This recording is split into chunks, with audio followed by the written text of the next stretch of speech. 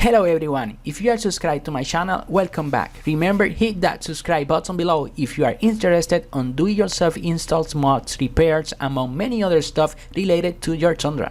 In this video, I'm gonna talk about my Tesla style radio review, answers to frequently asked questions, and fixes to some issues that I had with this unit.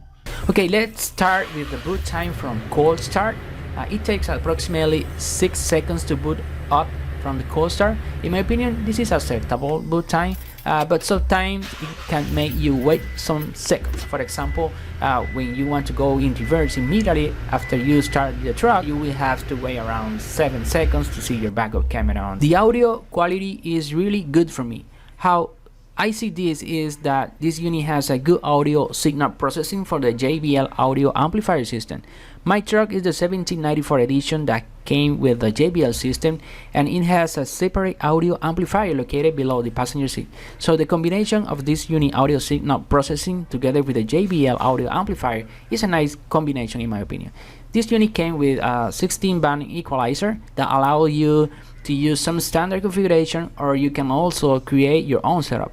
Now you will hear some random music that I choose from YouTube so you can appreciate the effect of different configurations. I'm going to be quiet so you can appreciate it.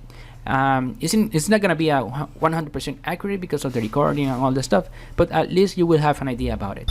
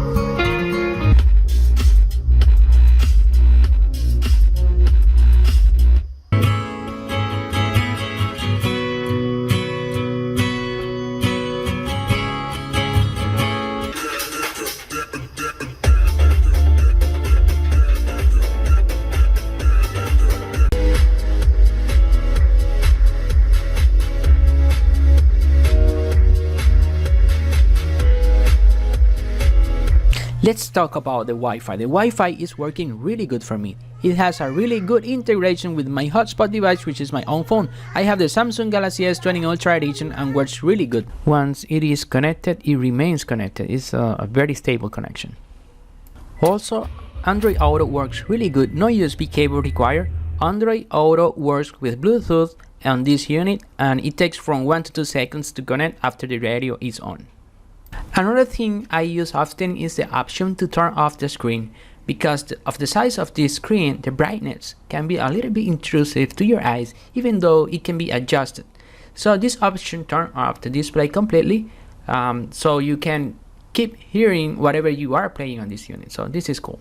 The only issue I had with this unit was the fitment into the dash. After a couple of weeks it started to pop out from the top, so I tried several things to improve the fitment by cutting the frame, clips and part of the dash too.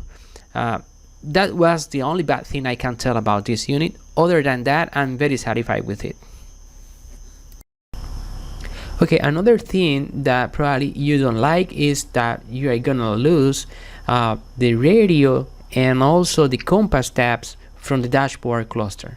In my opinion, this is not important for me because I don't use those tabs or those information from the cluster. As an Android-based unit, most of the apps in the Android market works with this unit. So I downloaded a home app. This is an app that allows you to modify the home screen. There are many of them available. This is probably one of the apps of your interest if you have this unit installed.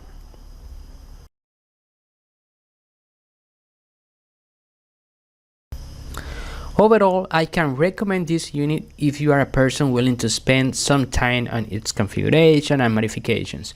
Otherwise, if you are a person that are more oriented to plug and play devices, probably you are not gonna be happy with this unit. Well, this is the end of this video.